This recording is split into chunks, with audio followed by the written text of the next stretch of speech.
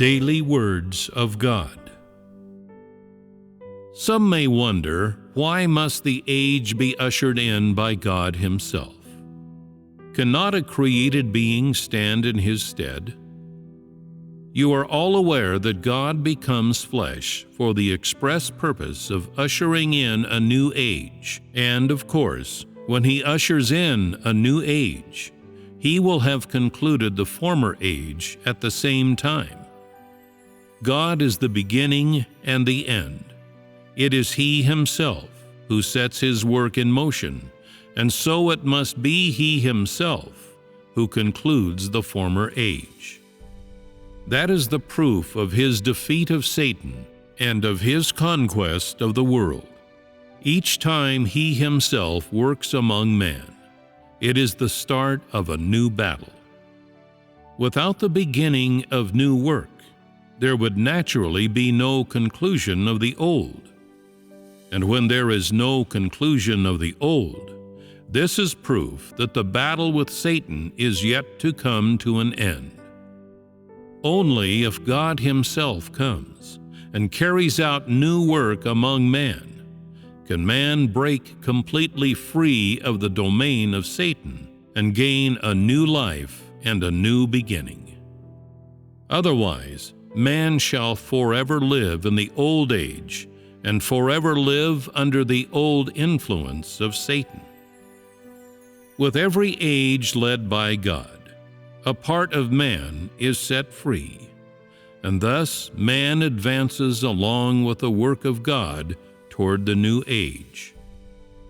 The victory of God means a victory for all those who follow Him. If the race of created human beings were charged with concluding the age, then be it from the viewpoint of man or Satan, this would be no more than an act of opposing or betraying God, not one of obedience to God, and the work of man would become a tool for Satan.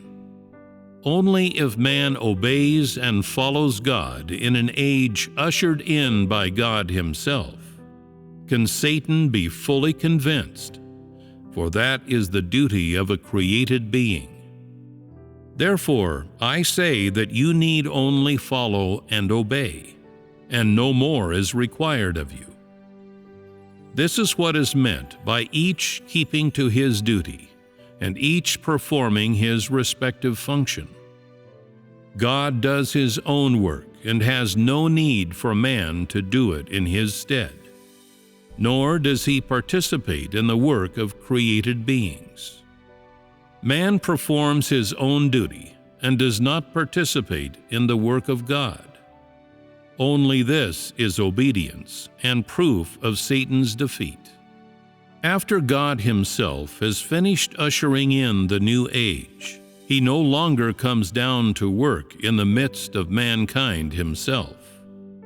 It is only then that man officially steps into the new age to perform his duty and carry out his mission as a created being.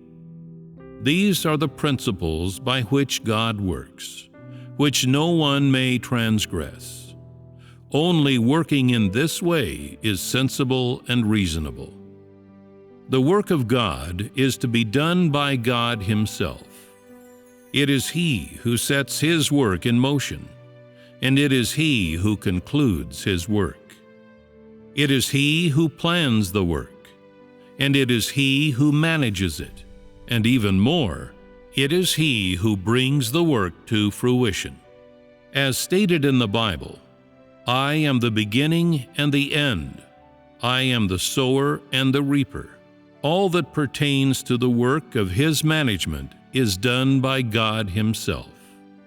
He is the ruler of the 6,000-year management plan.